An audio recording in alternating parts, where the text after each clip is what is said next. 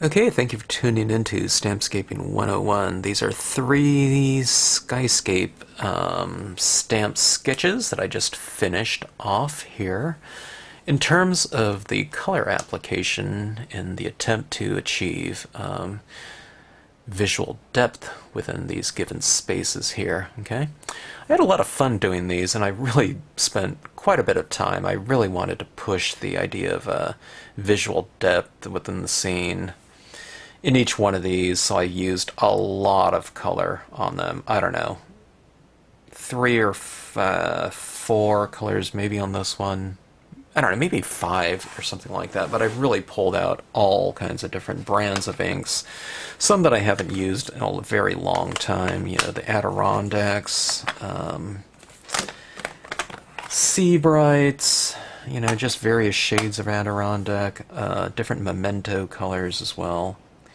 And just really applied quite a layering of them on top of one another. So I think these cards are really glowing in terms of kind of going for this nice jeweled look in terms of the transition of colors, and I think we have a nice, you know, a really nice kind of glow, a color glow or a lighting glow coming, you know, that's has the illusion of coming from within the cards here as a result. So I don't know. I don't want to make all of my videos really long, but I don't know. After seeing some of these and some of these transitions of colors, you know, I'm just like any other stamper. I don't know. Sometimes I need to add in that color. I need, you know what I mean? We need all these other colors and whatnot.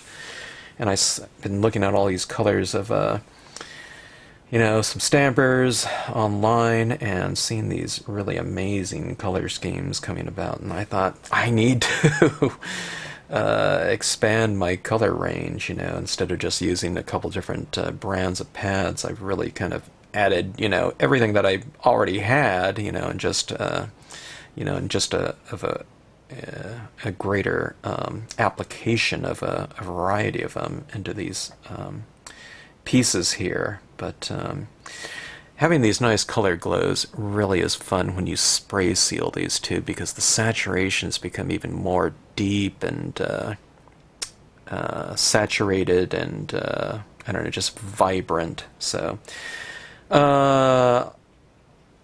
I'm going to finish off some of these with some additional embellishments, and I might add in some additional foreground elements to kind of finish these off in terms of the finished landscape, instead of having just as a straight skyscape, especially something like this. You know, I think these two can kind of stand on their own as just skyscapes, but this one right here, kind of this ambiguous, you know, type of swatch here, but if I put in some foreground trees or something like that, that would read as more of a, like a twilight type of background. But I don't know, I think it looks okay just as is too.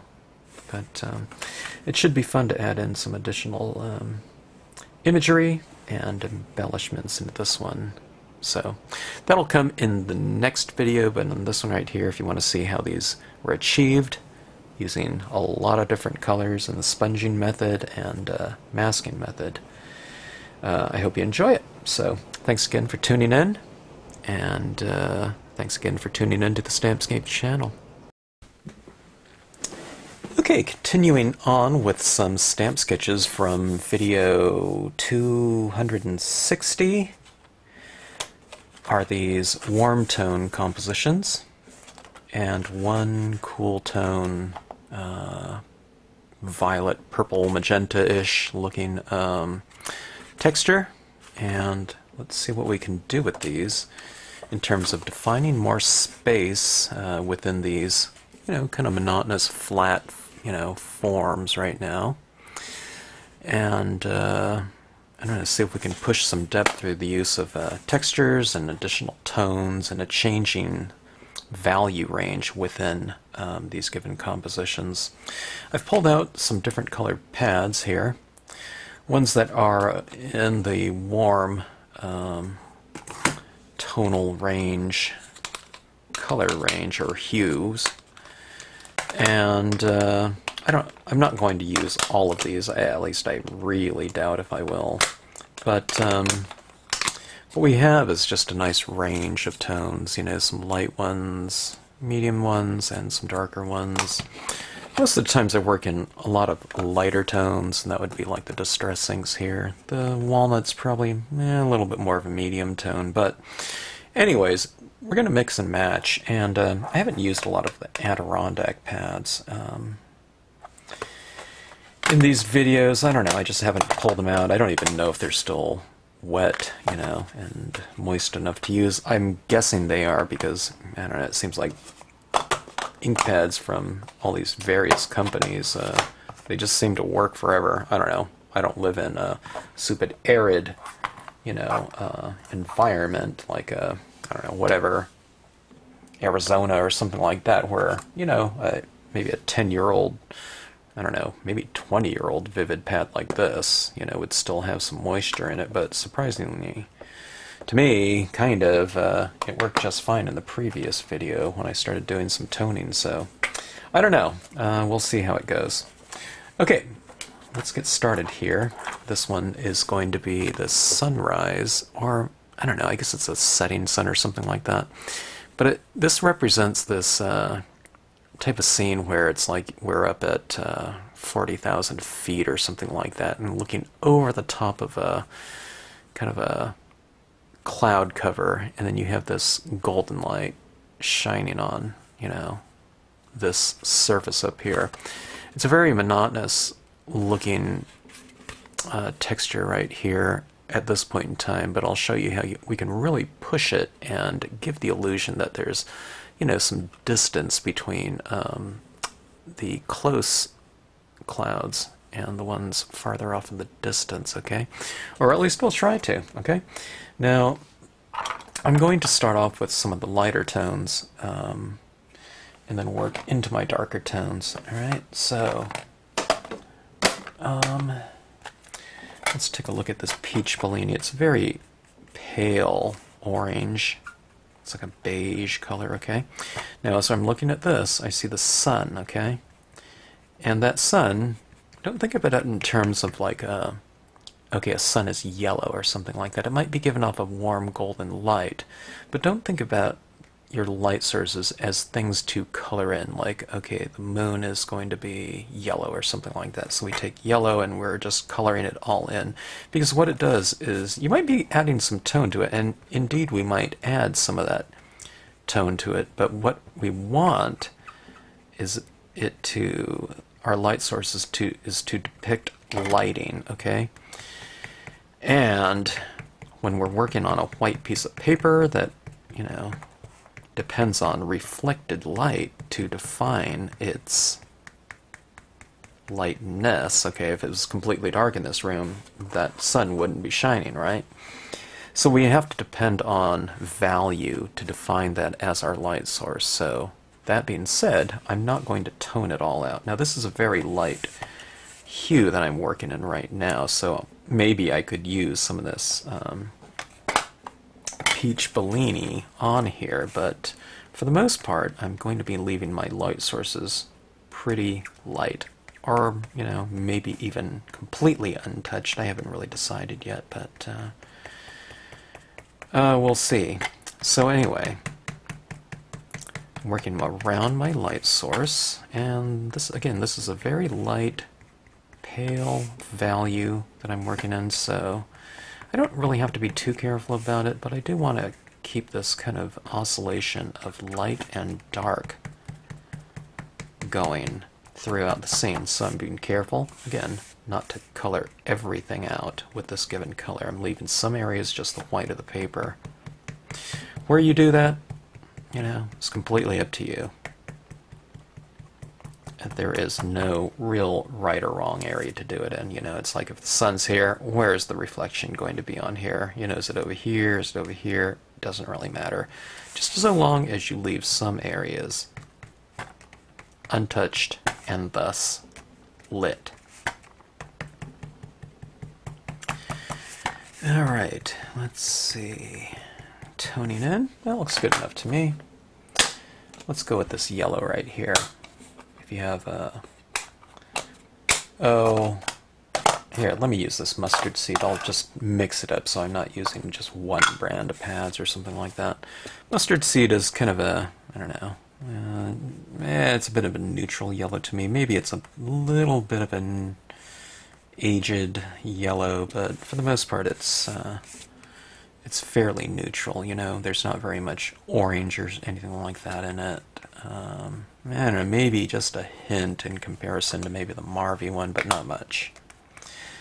Okay, so that doesn't mean you can't use an ochre or something like that if you have it right now. You know, you can use whatever you want, but there's that variation that's kind of happening in my scene right now. Okay. We'll bring in some of this tone in a very light fashion into my scene. And being careful not to tone out all of my sun, okay? I might be getting some of that, you know, very dull application of yellow, or mustard seed in this case, into those rays, but for the most part I'm keeping those rays really light, okay?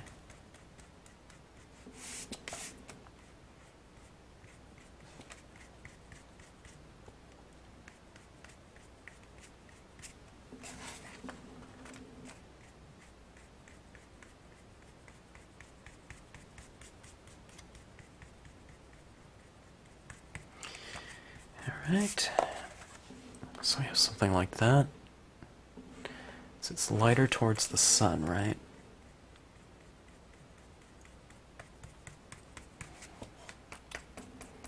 The perimeter is a little bit darker.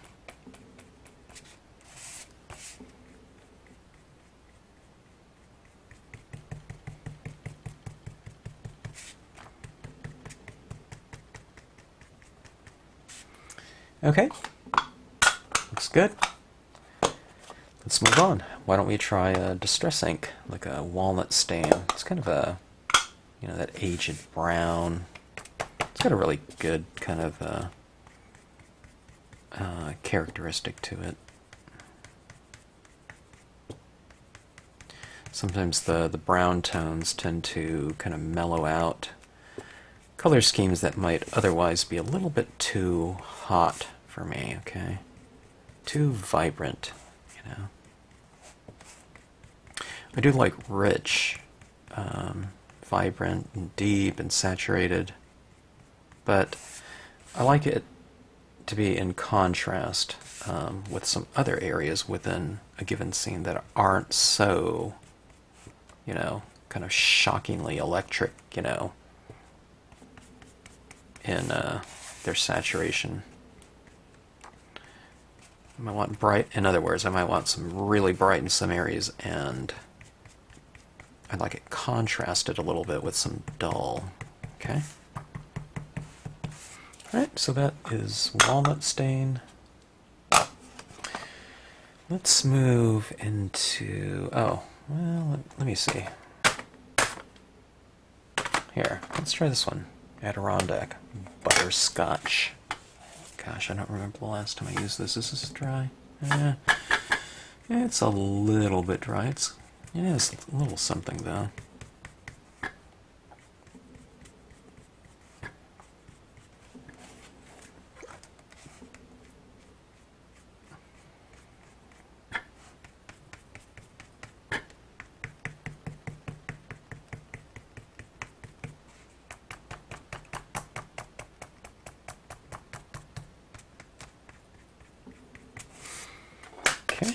That's butterscotch.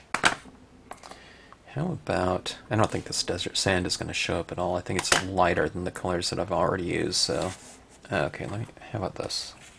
Caramel. Yeah, it's a little bit kind of ochre-ish.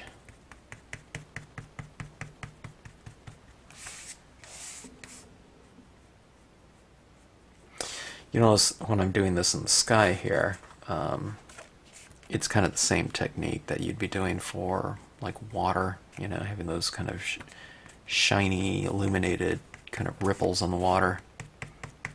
I'm approaching it the exact same way, except with some warm tones here. In the case of the sunset, I guess it could be a sunrise too.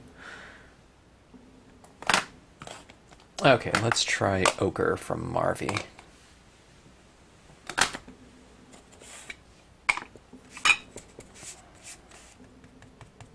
A little bit more orangey, I guess.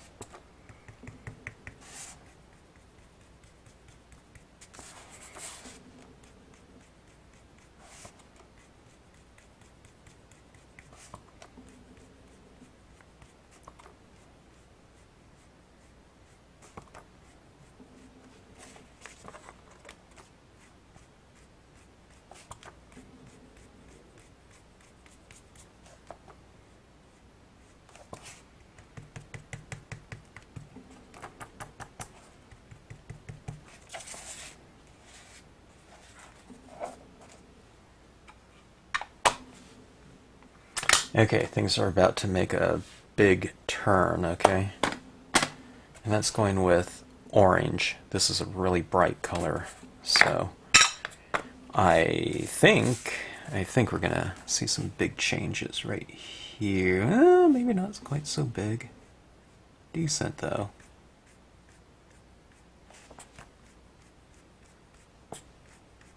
I have this kind of slanted at an angle in terms of the composition, so you'll notice I'm going at an angle with my applications.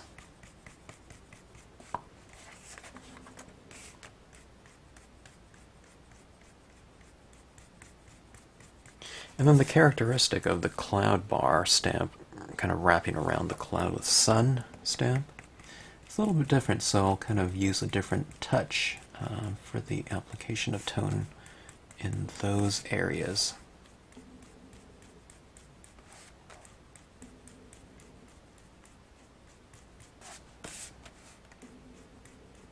And if we have this kind of emanating light, I will move kind of in the direction of that light, okay?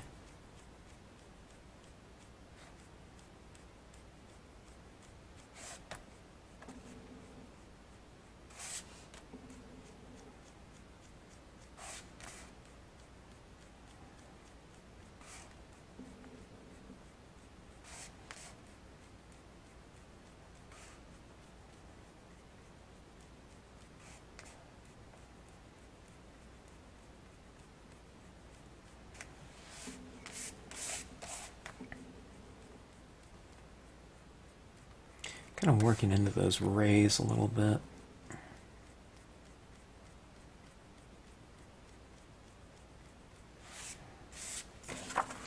Maybe something like that.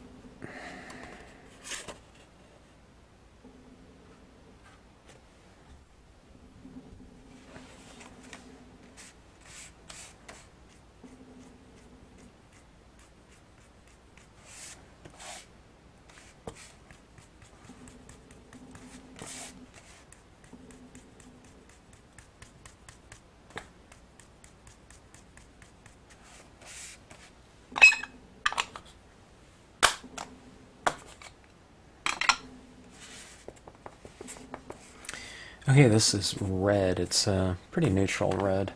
Let's say I have a cranberry and a potter's clay. Let's try that. I don't even know what colors I have. Some of these colors I just haven't used in a while. Okay, this isn't a straight potter's clay. I think did I ink that up? I think I inked it up here with that red before. Okay, the potter's clay is a little bit more of a brownish orange, I can see.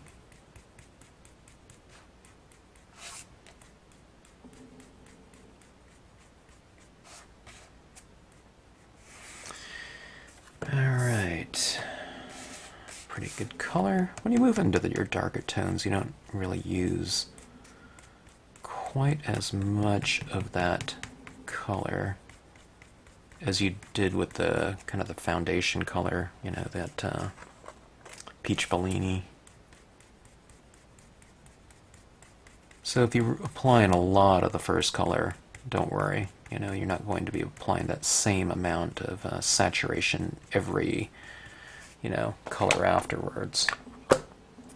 All right, enough potter's clay. This is going to the red. Let me do something here. I'm going to mask off the this bank of clouds here,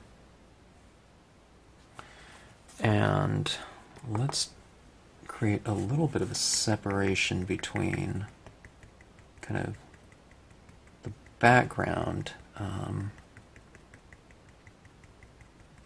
kind of cloud with sun imagery, and this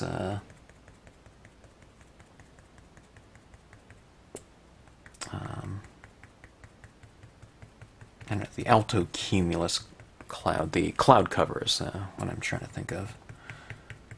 Okay, so this is like a sunrise over the clouds. I said sunset before, but maybe I like this better as a sunrise. I don't know. Alright, so see this kind of creating a little bit of separation. Let's do a little bit more. I like that separation there. Normally I kind of darken in, if this is water or something like that, in an ocean or a body of water, yeah. What I often do is I'll mask off the sky and I'll darken the water, but if these clouds are supposed to be, you know, clouds and nice and reflective, then I want my that area to be, you know, kind of more illuminated and light than the sky.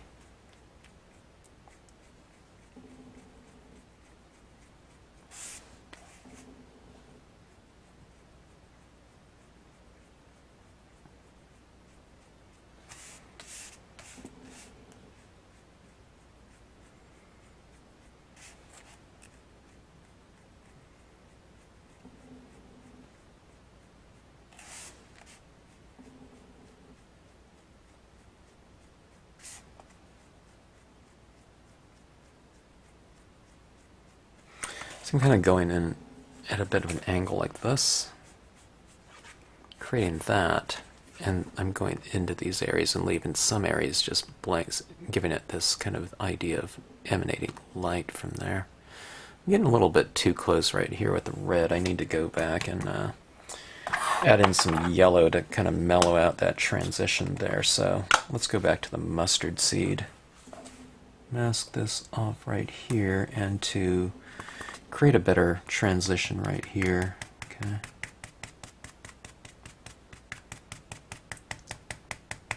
Might have to do it with a couple different tones. But as I add more of this mustard seed, I can see that maybe I can use a little bit more intensity by using more of the mustard seed.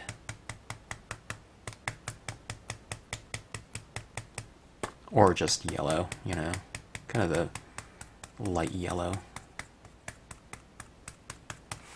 Okay, do something like that. That's still, I'll use some brown on it.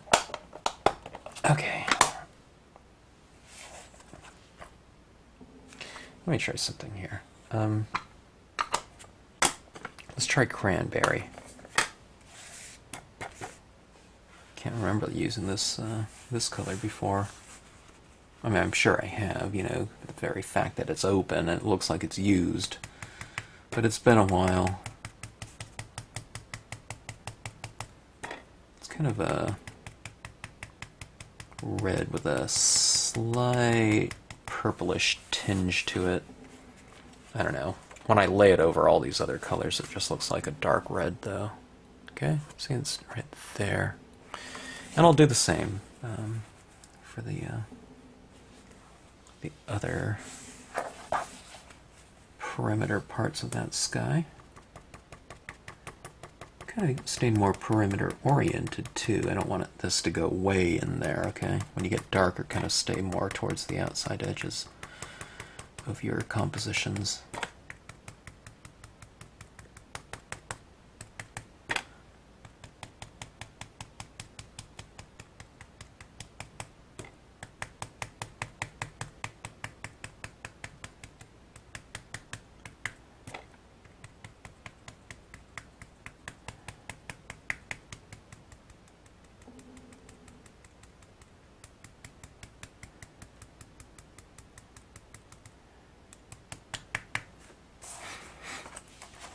Okay. Now let's put some of this cranberry down here. Is that what it was? Can't even remember the name from one second to the next. Alright, here comes cranberry.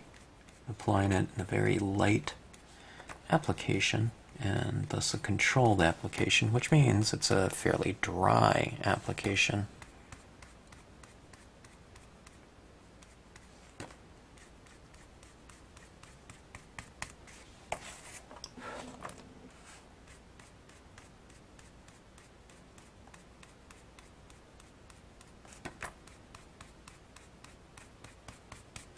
Okay. Now, one thing that I did in my previous video involving kind of toning in these blue tone scenes was I used a lot of paper towel masking, and I think I'm going to do that again just to give a little bit of variation into the kind of my color application. All right.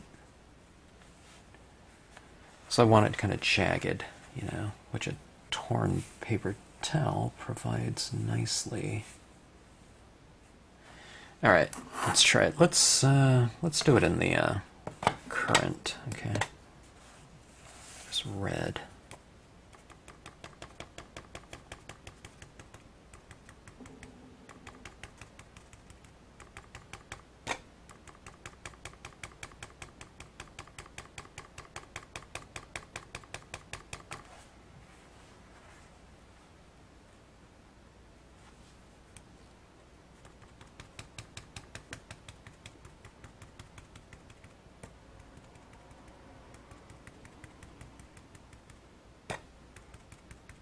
See, I'm kind of working it from the outside edge in like this. That way I get this nice transition going from dark to light, okay?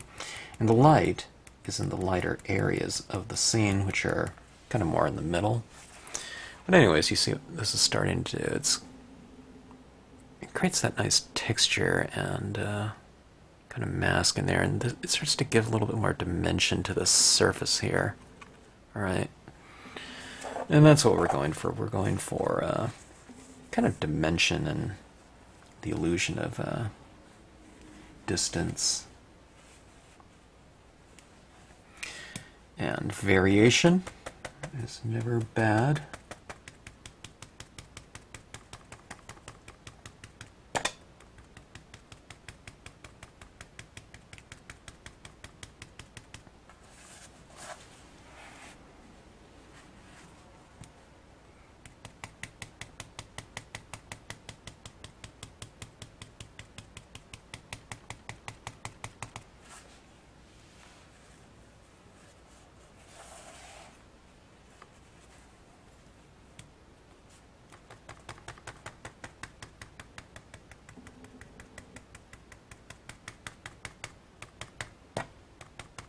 I've seen some sunsets where it just, I look up into the sky and it looks like a kind of this landscape, you know, this golden landscape. It almost looks like landforms. You know, when you have enough kind of sky cloud textures up there, when you get that light kind of shining against them, it's really spectacular. I used to like watching sunsets from going surfing kind of a late afternoon, right around sunset and into twilight, with all those changing colors kind of reflecting off the ocean. Very spectacular, very relaxing.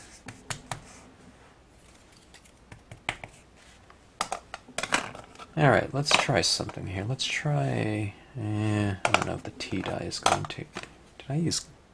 Yeah, I used caramel already.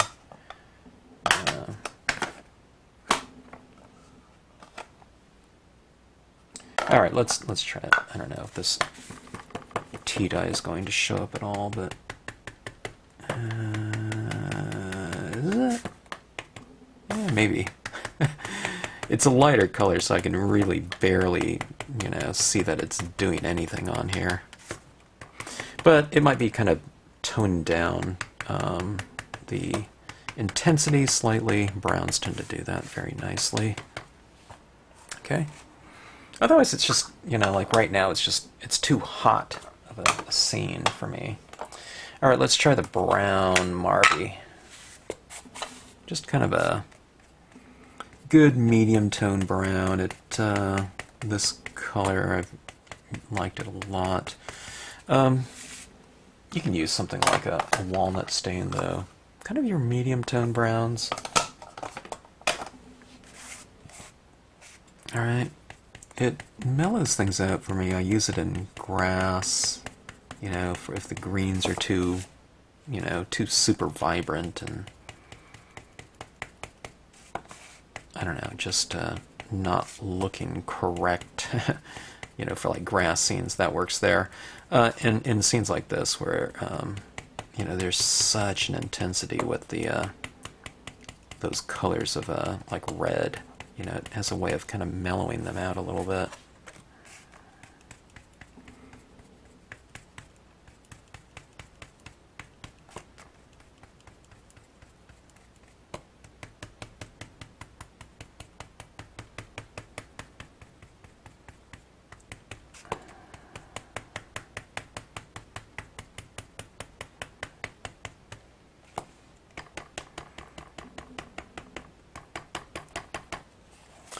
Okay, that is the brown,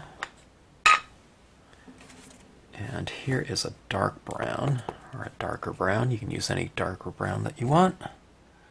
This one's the Marvy one.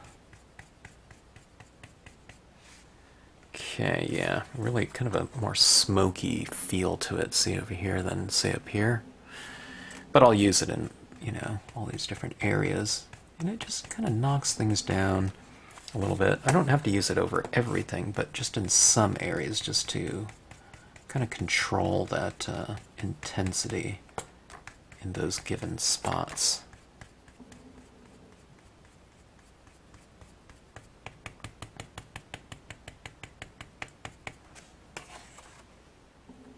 So it's kind of mellowing it out a little bit, right? Can you see that?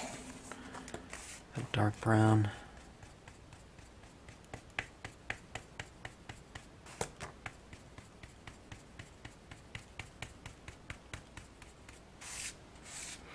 Okay, let's go back to our torn paper towel technique and maybe darken some of the shadows that I created with lighter tones. It wasn't a real light tone, but like that red.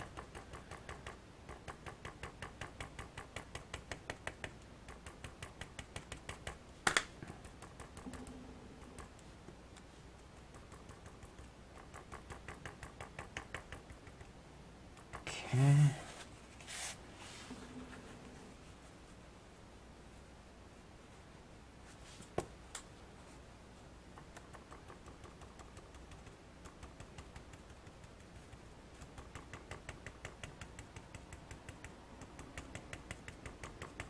It's kind of looking a little bit more like a, I don't know, like a landscape in the sky to me with this, when I add in this torn paper towel look.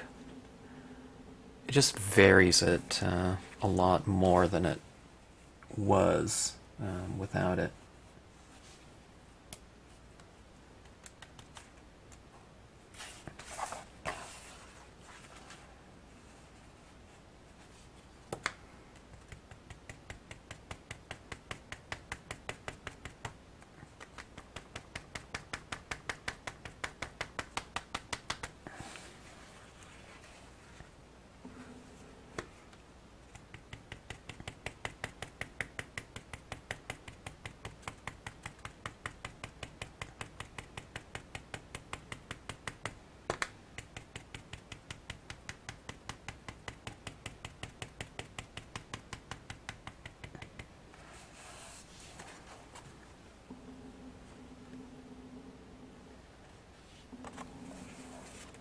All right, let's kind of strengthen the transition of the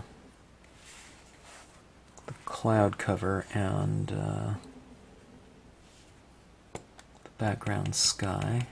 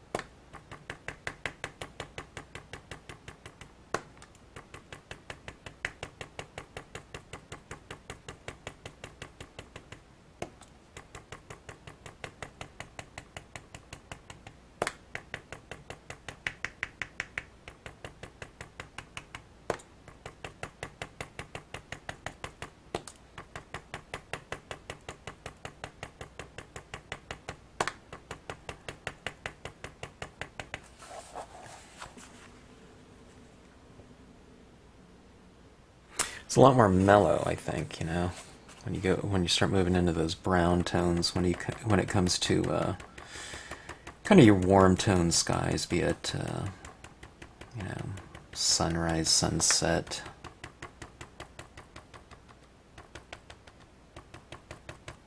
But I find it to be still just as rich, even though the intensity isn't quite as hot, okay? It's kind of more of a warm glow than a, you know, this super hot, vibrating, you know, scene or setting.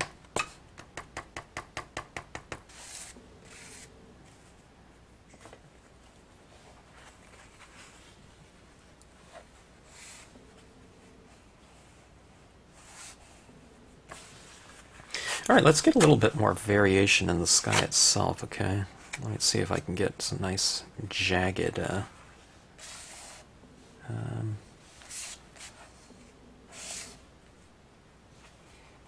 paper towel masking bits.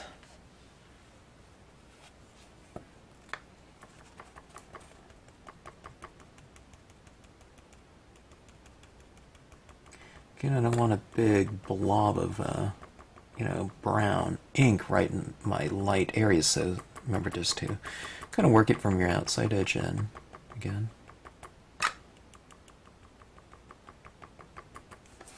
Yeah, something like that.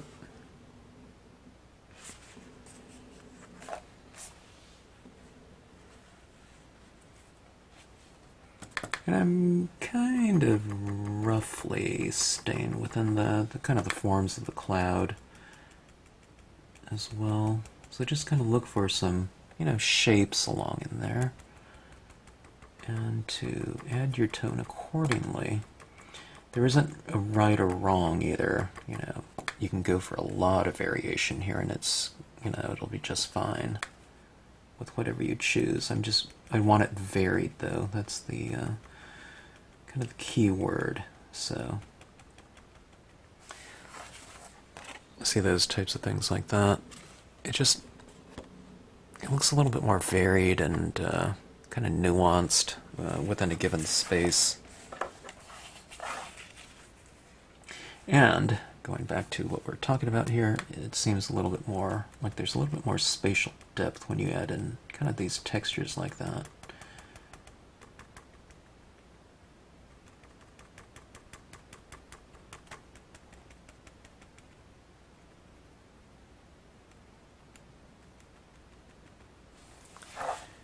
Okay, adding a little bit more dimension to that sky, right?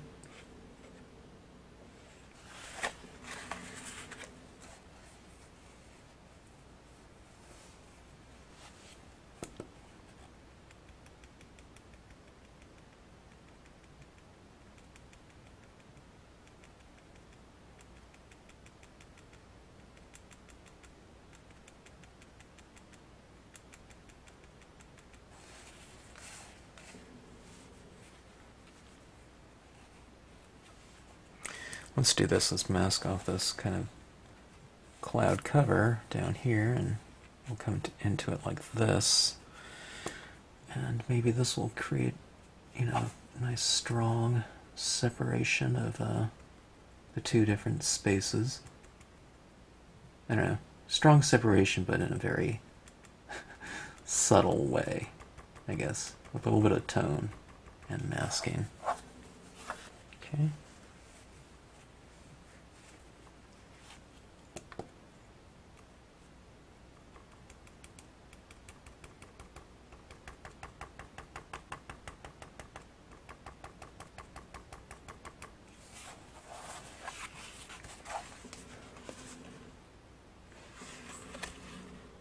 Okay.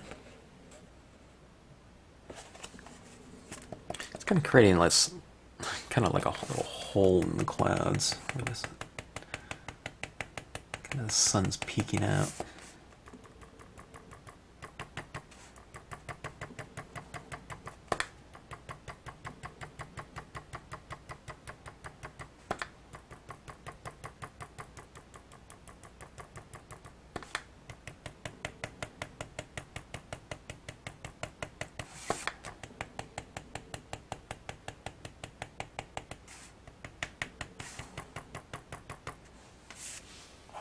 Alright, kind of coming around, some variation in there.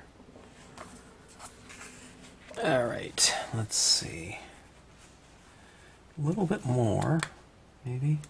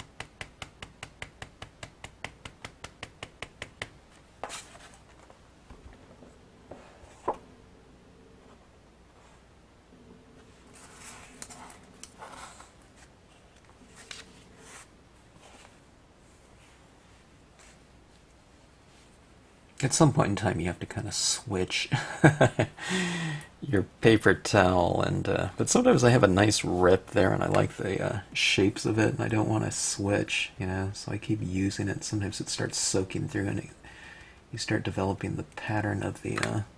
You can see that kind of that pattern of the paper towel in your masks because it soaks through a little bit, but. So that's why you should switch out a little bit more than I probably do.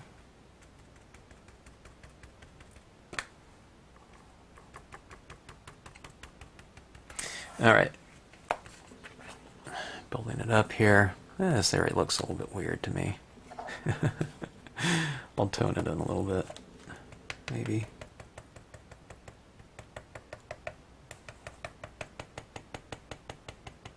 Have a little bit of crisscrossing textures in there.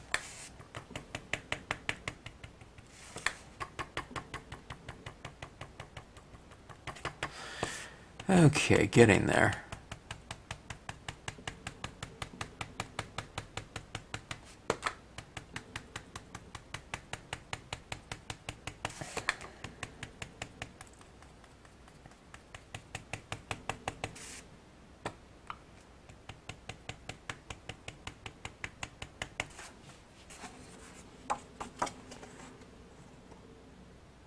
Very warm, that's for sure. Okay, let me take a look at this. Observing, assessing, deciding. I think I can use a little bit more variation somewhere. Where that might be, I'm not really sure. There's no, you know, set thing that, oh, that's exactly what that needs, you know. You just kind of play around with it a little bit. Let's try, yeah, let's try this orange right here. I kind of yearn for a little bit more of a kind of real hot area with some intensity. I just don't want the intensity to be everywhere, okay? So let's add a little bit more of that into the, I was going to say terrain, but the sky. Yeah, that looks pretty good.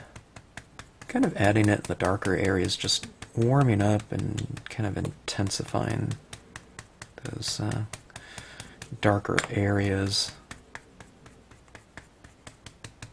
Okay, let's do something like that.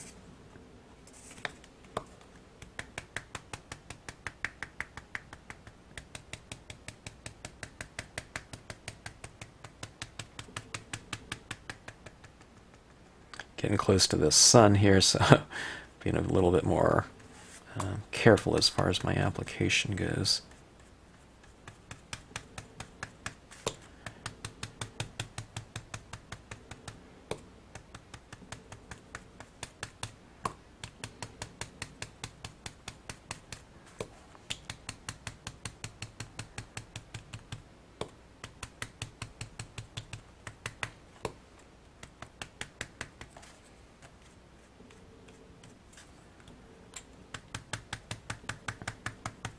See that kind of vibrancy in there? It's kind of warming up that area. I don't know if it's, well, yeah, it's warming it up, but it's kind of intensifying this foreground a little bit.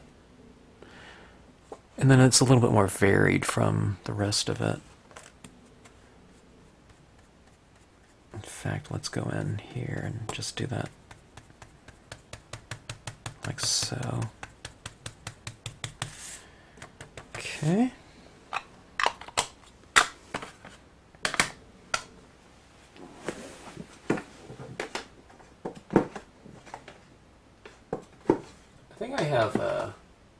Yeah, I have an eggplant. It's purple, but let's take a look. Let's see what that looks like. I'll add it in my darker areas. Eggplant looks to be pretty dark.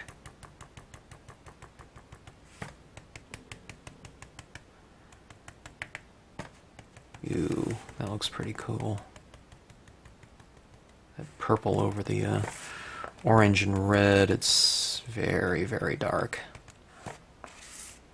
One step darker, by contrast, will make my lighter areas one step lighter in appearance.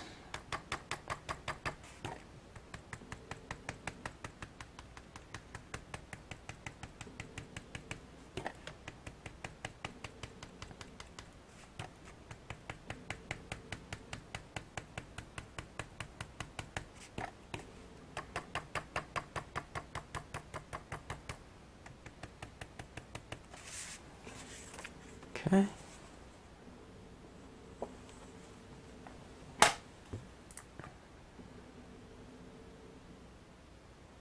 Hopefully that looks nice and varied to you.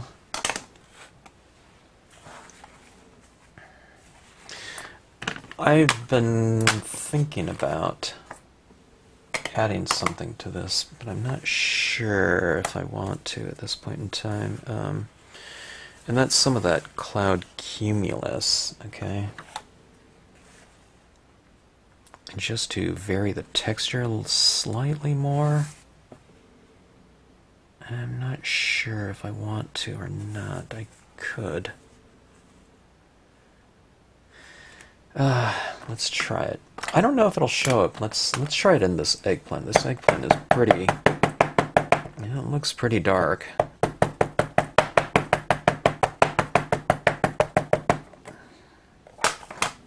Alright, top lit. We'll wipe off some of the clouds where they will be illuminated a little bit more. So I'm wiping off this area up here. Alright, let's try it down here in the corner. See how it looks. If it looks good, great. If it doesn't, we probably won't be able to see it because it'll be in such a dark area to begin with, okay? Oh, actually that looks pretty good. I knew it all along. Not really. But you see that cloud right there? See how that looks right in here?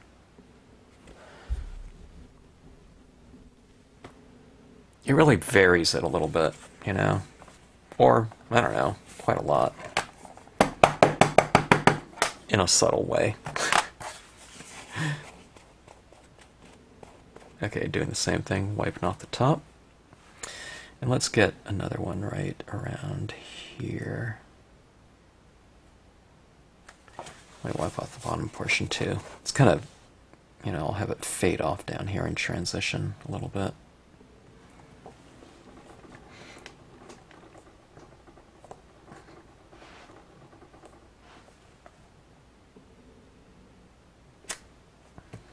Okay, there it is right here, here.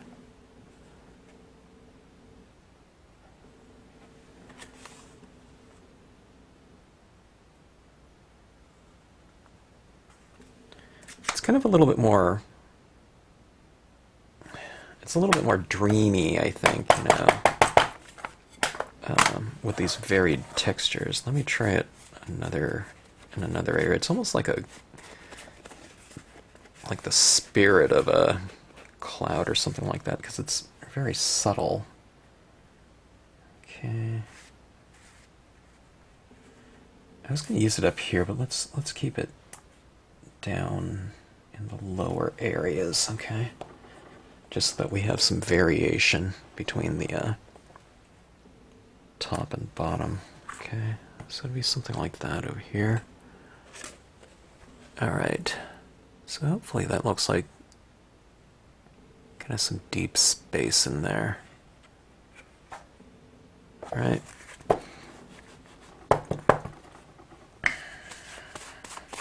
So you can just keep layering things, you know, that, I mean, you know, we're quite a long ways in the process right here. And in the coloring process, and I just, you know, I went back and added another cloud. Now, adding the cloud down here, it's not going to make that cloud white because I'm stamping it over all these colors, but, you know, you can see these forms in here pretty well, you know. And it just looks like a deeper space to me, like that. Okay. Deeper space from a textural standpoint.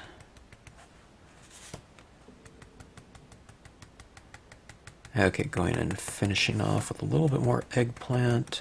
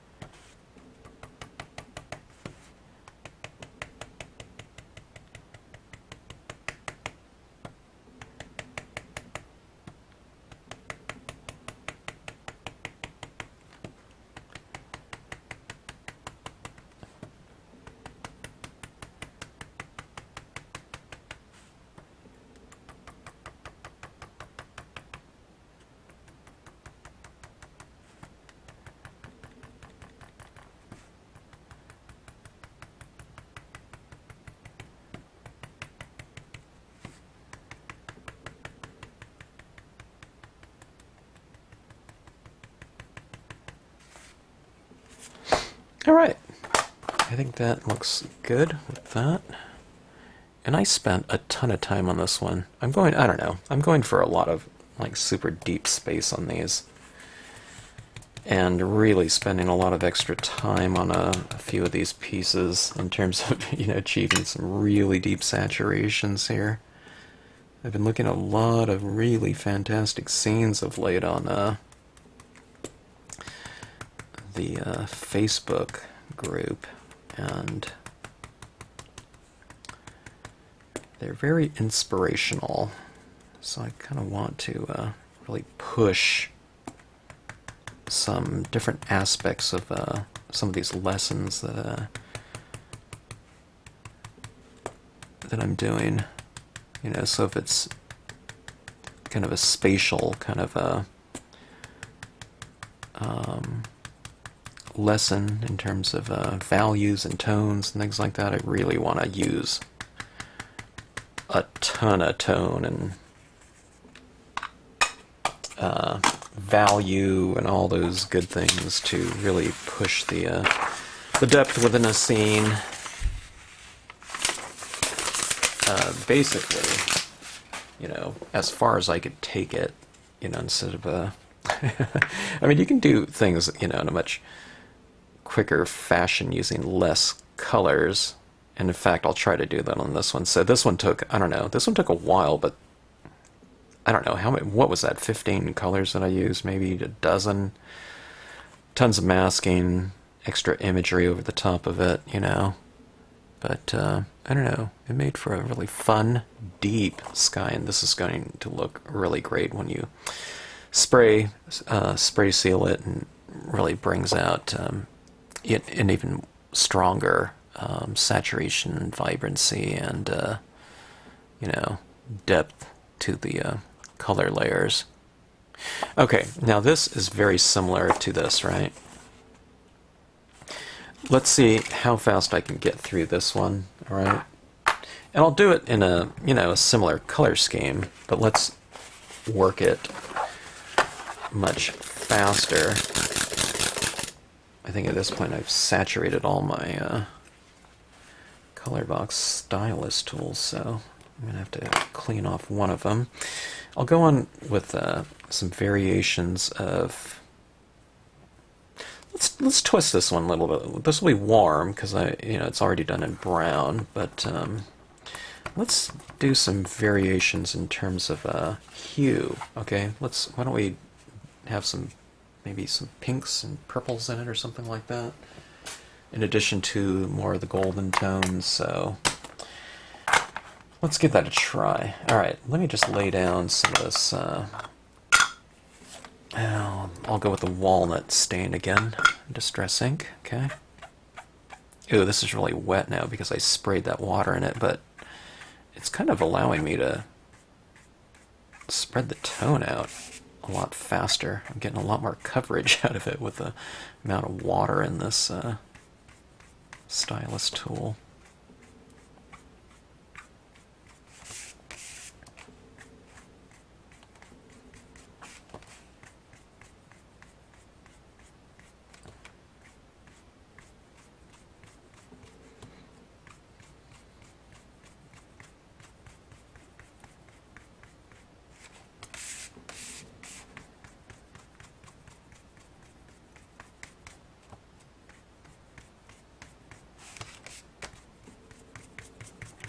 Alright, that's given me a pretty good amount of coverage here. Alright, I've left a little area of light down there. Let's go on with that brown. Okay, this is the color that I stamped the imagery in. Okay. Now remember, it doesn't look as dark as it because I'm just taking this and I'm spreading it. I'm not doing a real thick saturated impression of it. At least I think this is the brown that I used.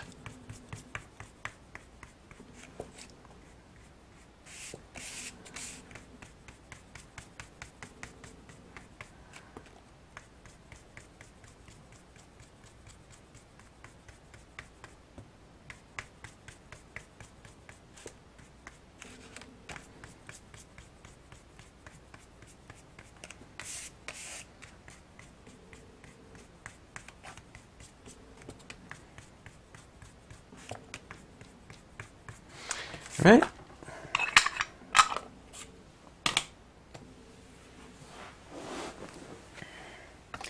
Let me try, where did that dark brown go here? Okay. I'm kind of achieving my value scale here, okay? I need to go in and introduce some different temperatures and things like that to really bring it to life, but let's get our kind of our value scale established here. These colors right here are very dull. Not in terms of interest, but dull in terms of their intensity at this point in time. Which is the reason why they kind of mellow out your super hot colors very nicely. Alright. Alright, so there's that. Now let's go in and let's twist it a little bit in terms of our color scheme. Okay.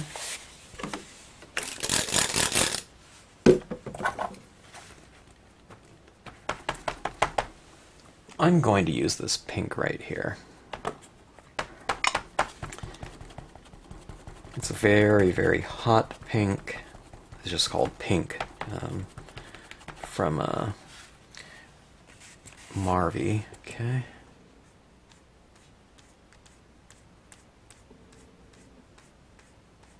It's kind of brightening up a lot of that dull area in here. Okay. I don't know if I'll use it everywhere. Maybe I'll leave it a little bit streakier.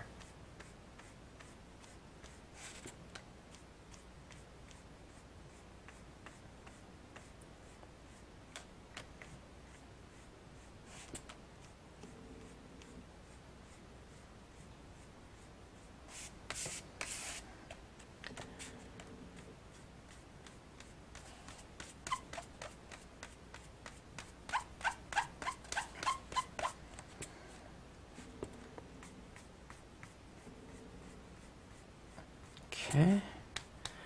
Now let's get some more intense variations of it by applying a little bit more of it in some areas, okay? Just so it kind of glows a little bit. See that?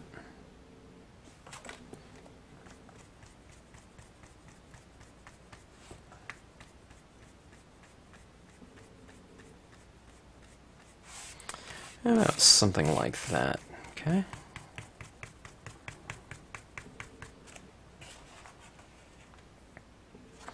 Actually, I'm going to bring some of this. I like that pink there. I'm going to bring some of this down into this scene.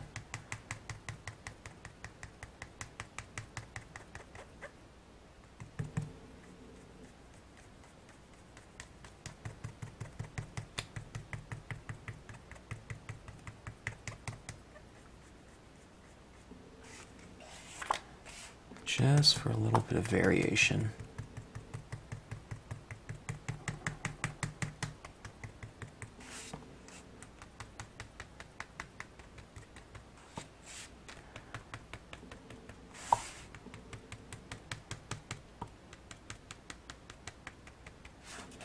Okay.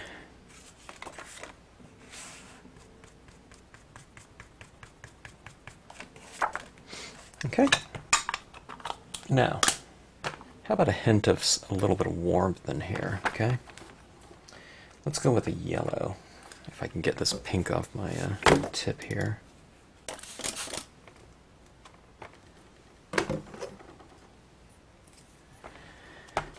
Okay, let's go ahead and use that mustard seed.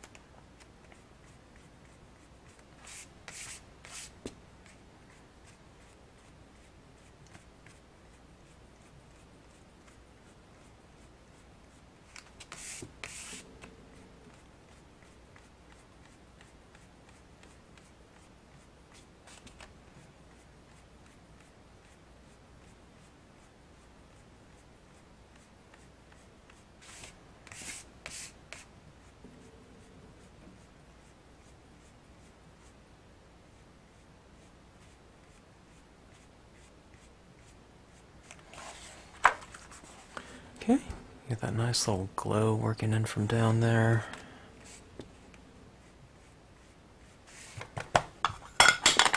Okay. Now, why don't we change this area up here, or not really change it, but I don't know, vary it, continue it with, how about orchid? Some kind of purplish tone up here, okay? Purples and browns tend to go together nicely and harmonize with each other nicely. You've seen that type of kind of color scheme with the browns and teal and pink.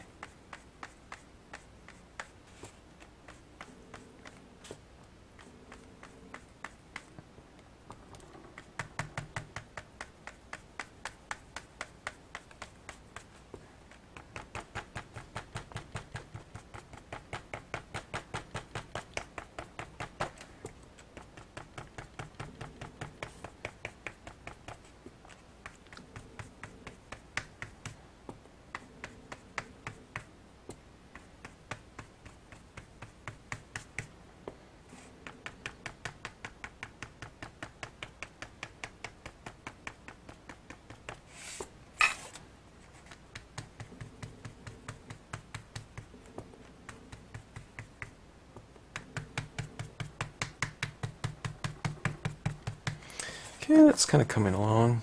It's kind of a nice, I don't know, kind of twilight-ish looking color scheme, I guess. Okay, let's use a little bit more of the dark brown.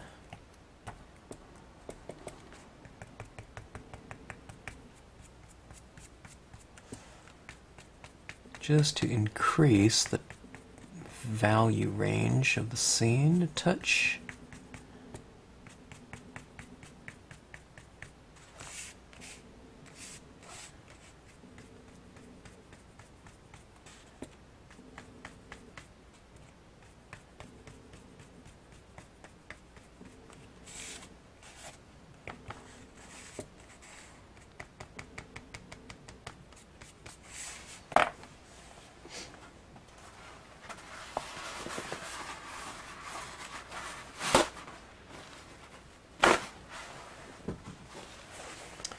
Some paper towels in here.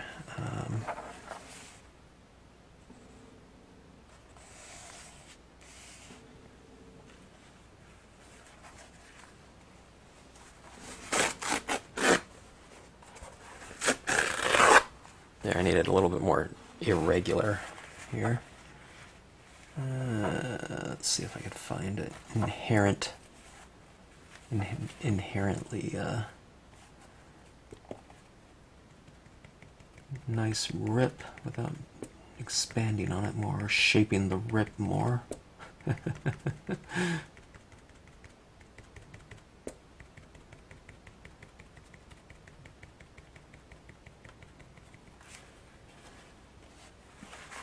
The cloud alto cumulus is really the textures of the alto cumulus cloud are really conducive for the this jagged edge, irregular looking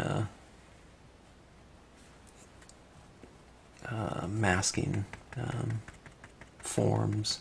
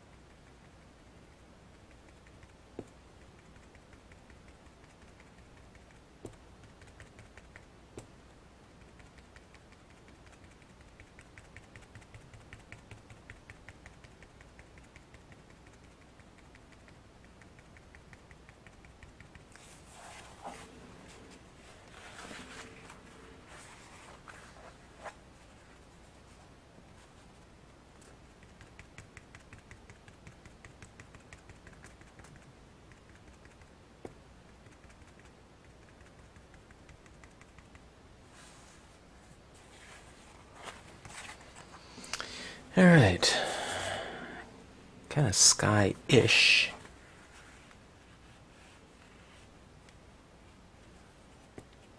Or at least kind of getting there for me.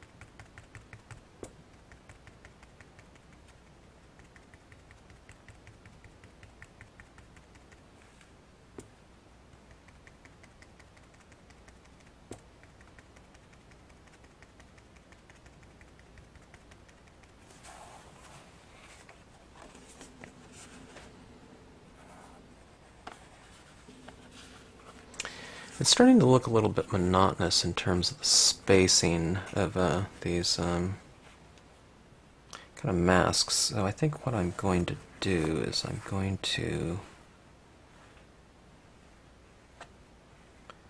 kind of have a larger area toned in, just so I can change kind of the scale of the shadow. That's what you're kind of doing here. You're kind of developing shadows across the the torn towel, which is defining the edge of a cloud. So see this right here, I kind of filled up this whole area here just to kind of vary it from all these down here a touch. Okay.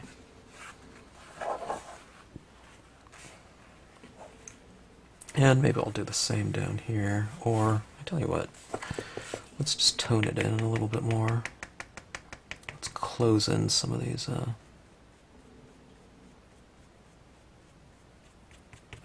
I don't know, what a negative space clouds or whatever.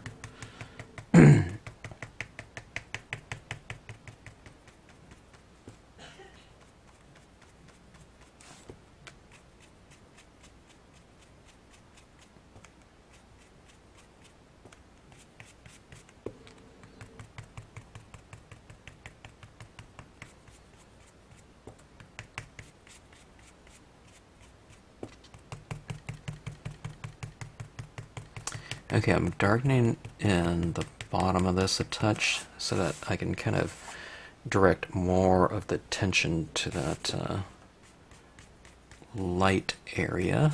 So if you want one area to stand out more, what you can do is you can kind of darken in other areas around it.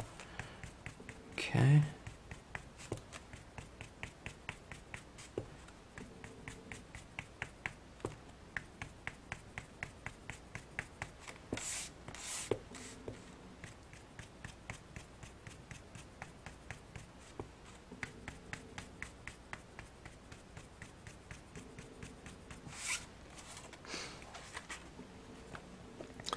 Something like that.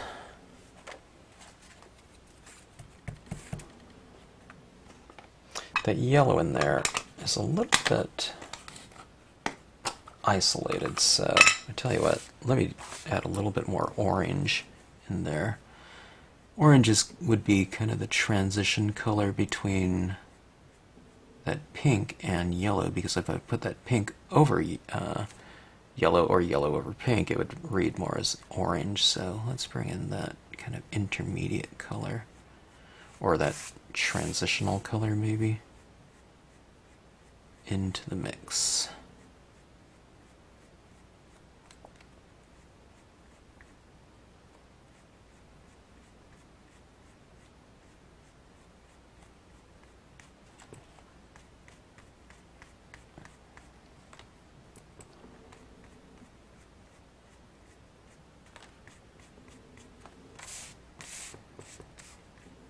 Yeah, that looks good.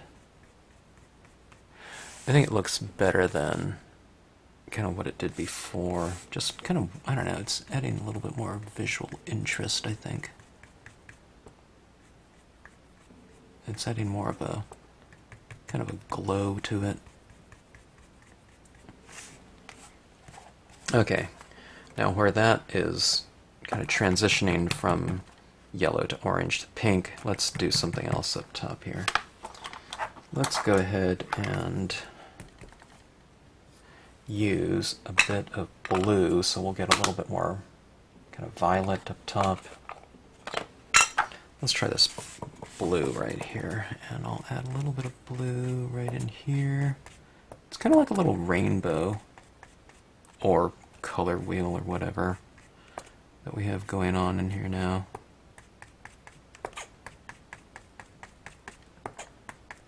There's just a hint of blue there. Okay, something like that. This is just a light blue. This is called a salvia blue, but any light blue would do. Alright, interesting. Let's see. I'm always looking for my black pad, and I can never find it. It's usually right in front of my face. Oh, okay, here we go. It's on the bottom of my stack of pads in front of me. Alright, let's use some black here.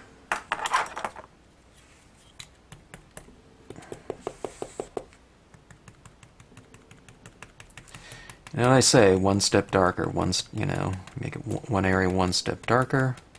The lighter areas we'll see one step lighter. As far as contrast goes. So let's move all the way to black and give that a try.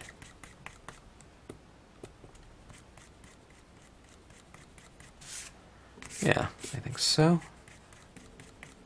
It's kind of moving it more into that twilight realm in terms of the time of day.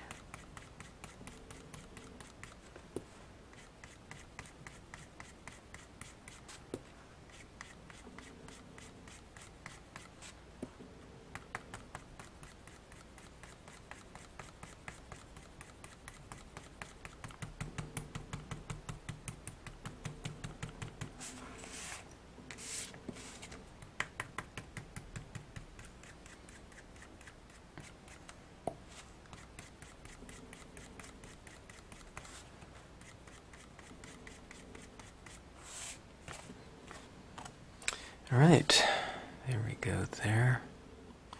It's kind of a nice, I don't know, almost like a patina or something to this one. I don't know, it's a kind of a different scheme than I've done before, but two different ones, right? This one's got a really nice glow to it. This one's based around the sun. Okay. Those seem sure they certainly are bright, that's for sure. Okay, let's try something else with this one right here. I think I'm kind of getting the hang of this toning process.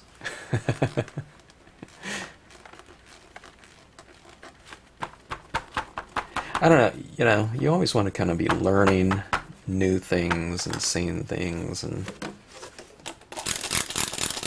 a lot of what I'm doing is a variation on, what I've done a lot of, but that variation is really important to me in terms of, constantly pushing things forward a little bit, or maybe into a slightly different direction. It's not 180 or something like that. It's like going like 2 or 3 degrees, or something like that. I mean, I just haven't done that color scheme before at all. I'll finish off these scenes. I'll put on some kind of foreground or something like that, some trees in the foreground, just to anchor that down as as far as it representing some sort of sky, rather than this, you know, kind of a swatch, but I don't know, I really like that look there, you know, some trees or something like this in the foreground. But we shall see. Alright. Alright, let's go crazy with this one. Pinks and blues, eggplant, sail blue, oh, denim. Did I use, I think I used that one on the previous scene, or the previous video lesson.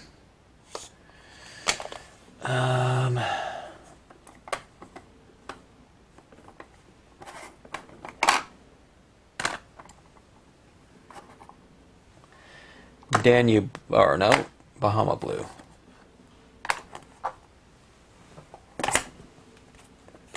Okay, now this one is just a pattern of stars, right?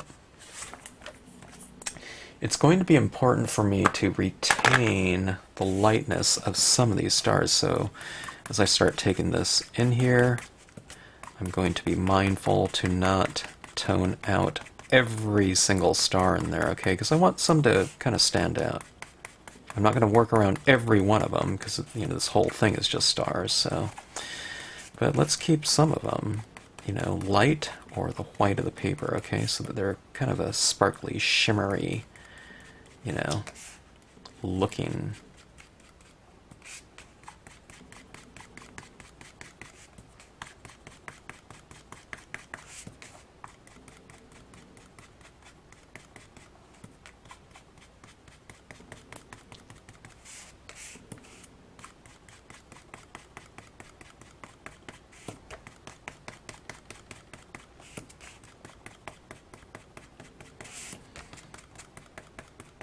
Which one did you keep light is all up to you.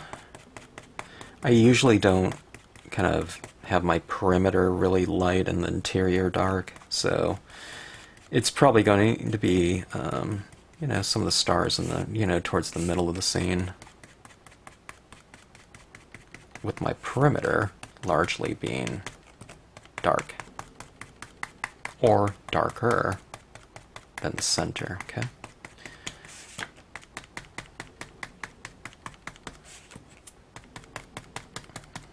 Okay.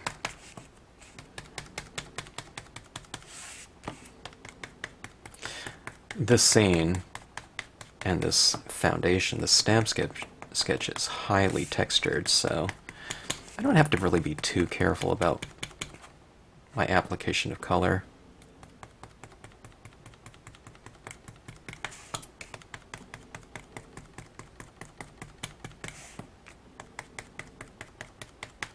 In terms of being too careful about it, you know, and avoiding, you know, like those types of shapes or something like that. If you put those types of shapes over the top of a surface like this with this type of heavy, heavy patterning,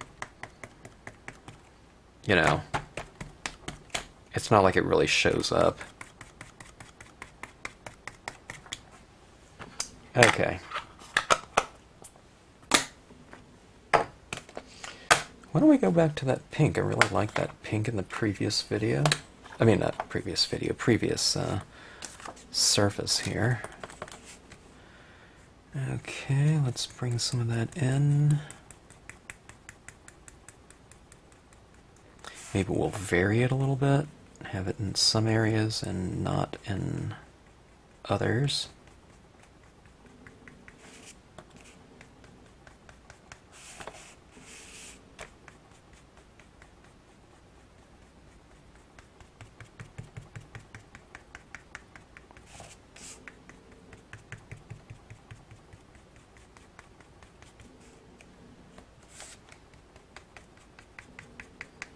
Looking a touch splotchy, but that is not going to be a problem, not on this scene at least. Or at least I hope it won't.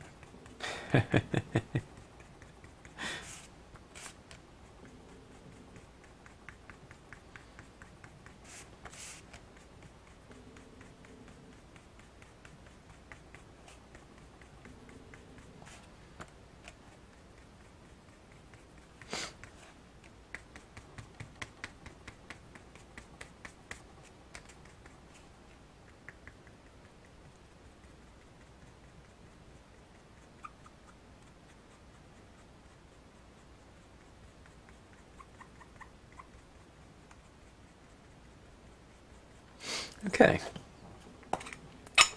Pink.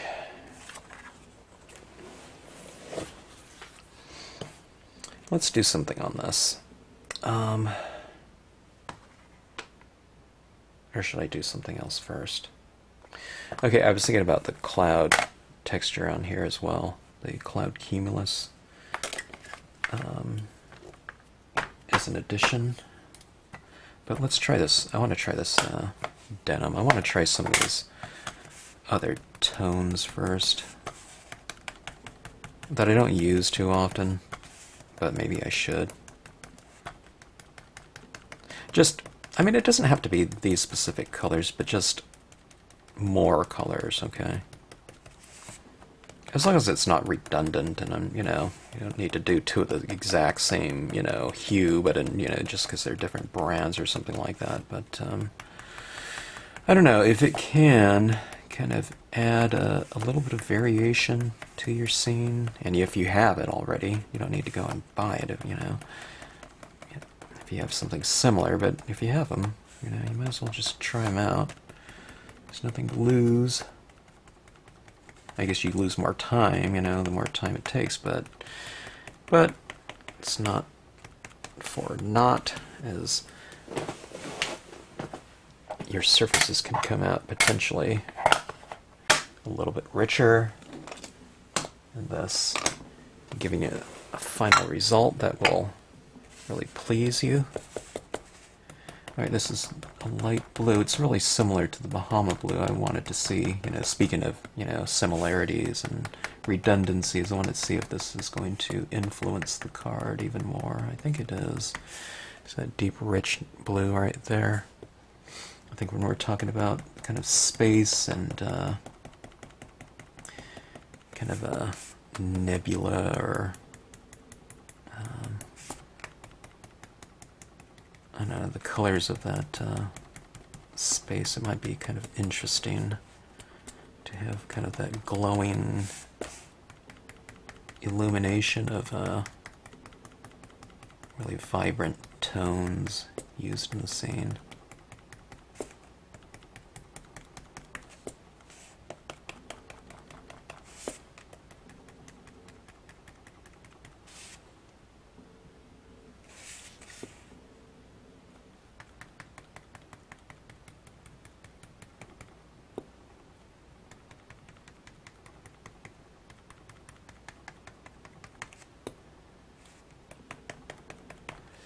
Something sounds like it's wobbling on my camera, unless it's the focus, autofocus. Hope it's not picking it up in the sound.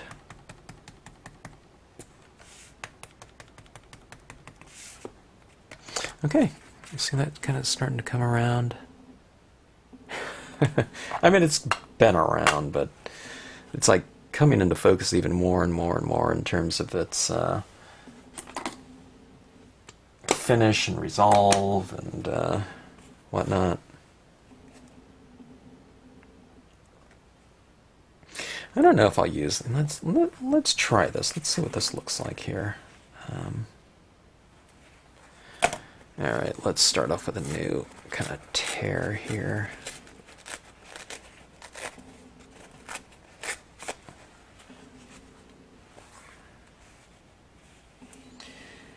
Let's say that there's a little bit of some variation here. Let's go down here. Alright, this is a very dark blue. You can use whatever kind of navy blue. And if it's not showing up, you can also use black.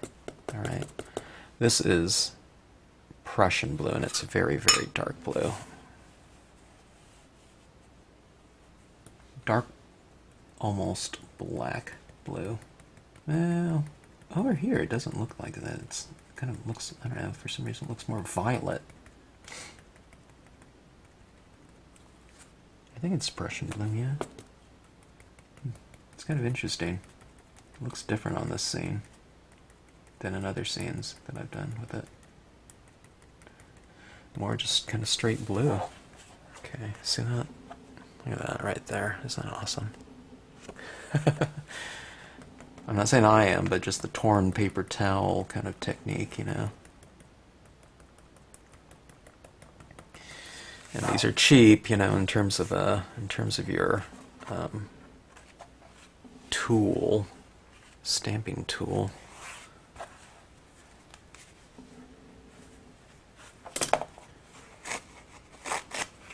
Okay.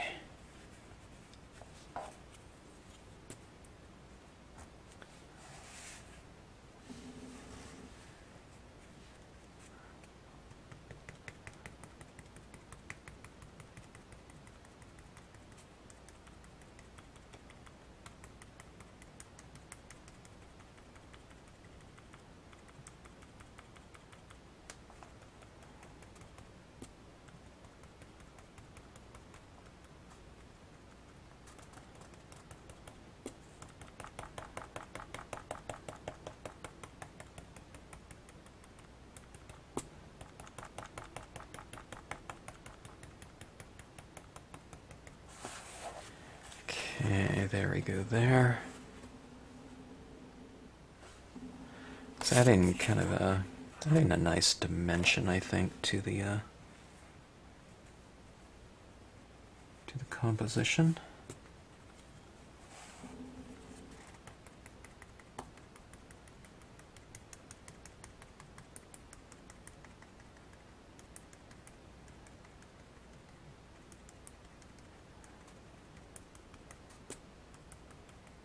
So this is all supposed to be pretty deep space, you know, we're looking up into the sky, up into... I mean, it could be the Milky Way, but, you know, this one feels like, it almost feels like deeper space, you know, in terms of the look. It looks like a, you know, some sort of nebula or something, to me.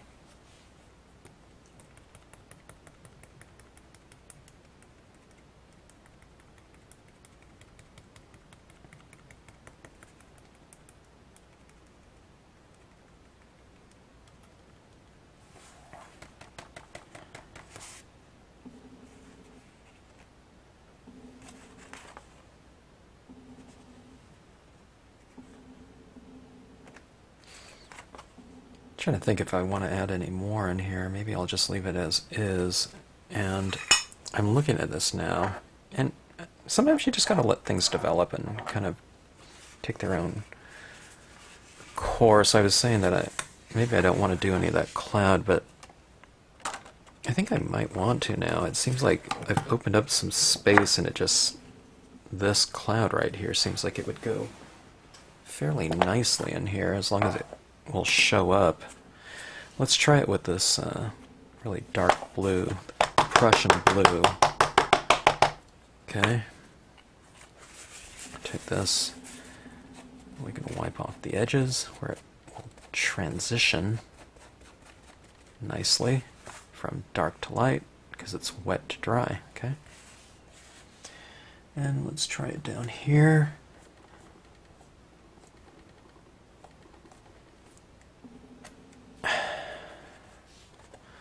Not too bad. It feels deeper spatially now with this cloud, I would say.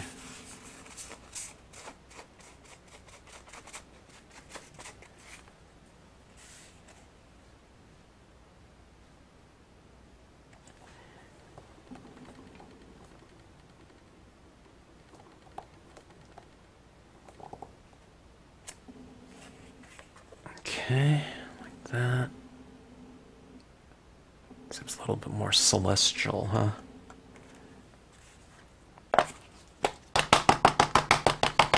Let's try it from approaching from the top, maybe.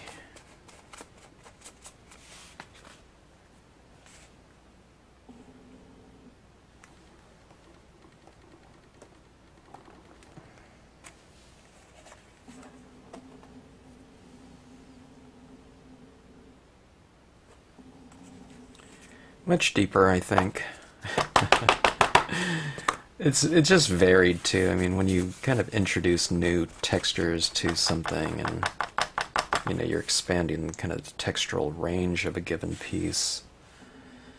Could be by a little, could be by a lot, but anytime you do that, potentially, you know, it can add to a nice rich surface, okay? So I don't know. It doesn't look quite so two-dimensional now, right? I mean, it looks like, you know, that background, those background stars recede, hopefully. And then say we have these little bites of color glowing. It looks like, you know, that this is just reflected light, you know, shine off the paper, but it looks to me like, and this is what we're kind of going for when we're talking about sky figures. Sky figures are often, you know, kind of light sources within a scene. So we want them to represent that, and, you know, we're trying to go for this situation where it looks like, you know, light is coming from within the scene. You know, you hold it up and here we have this glowing card, you know. I mean, it's not, you know, so we're just talking about contrast, but through the use of colors and different hue used in certain ways, like analogous colors on the color wheel, colors that are right next to one another, blue and green and yellow and orange, etc. When you put these analogous colors next to, you know, one another, or even more so, you layer them like that, what you do is you create this optical color glow. And that's what's kind of happening in some of these areas right here. I mean, that area down here, you know, pink and purple and pink and blue, you know, these little areas in here, it looks like it's glowing when you do that type of thing, when you layer your colors like that. Hopefully this looks like that light, you know, is kind of shining out from that. And this one, it's just kind of more of a, you know, just a, it's not an object, but it's just kind of an area within this greater texture right here. This texture, I mean, was really similar over the entire thing, but hopefully now it looks varied, you know, and the treatments of the different areas are varied.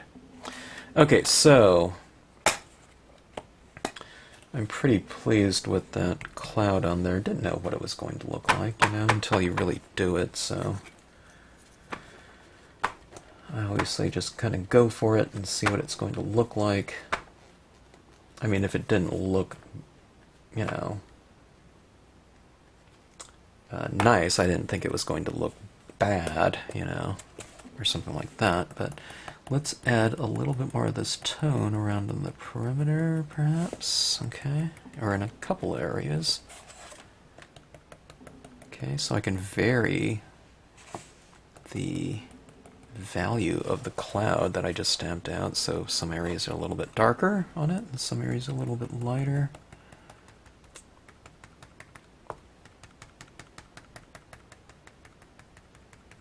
So you can vary your objects.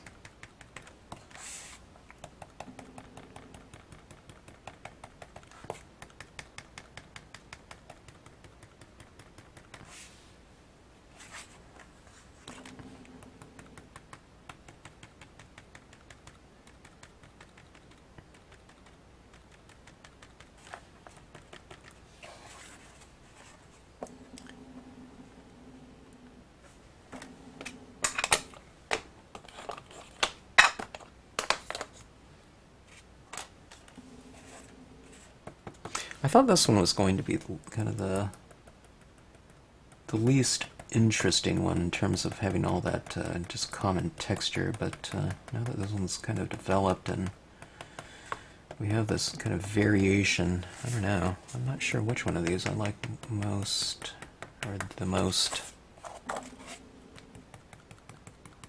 But that being said, I think, in other words, I think each one's kind of holding its own in terms of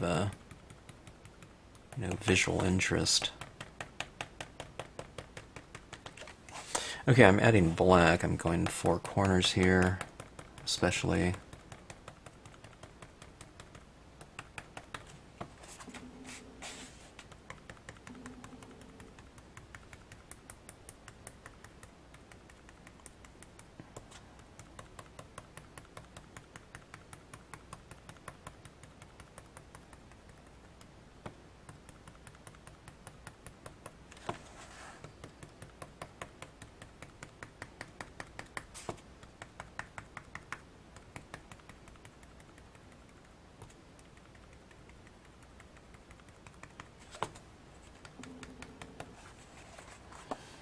Alright, there we go there.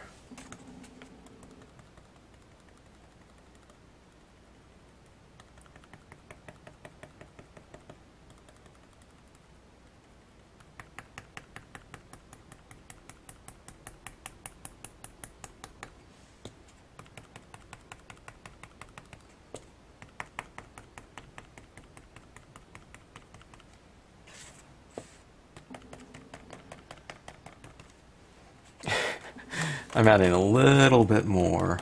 I really like these foundations here.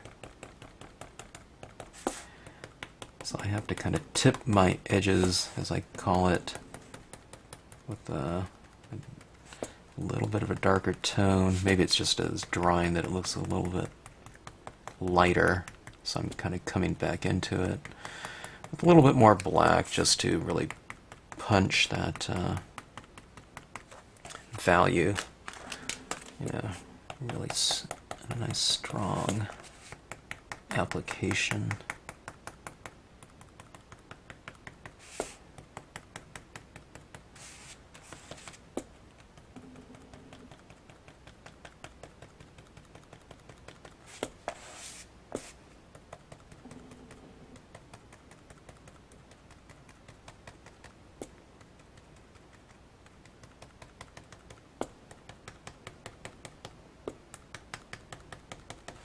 Alright,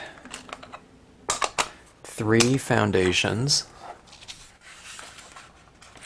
and I really took my time on these ones. These don't have to take this long, you know, but I don't know.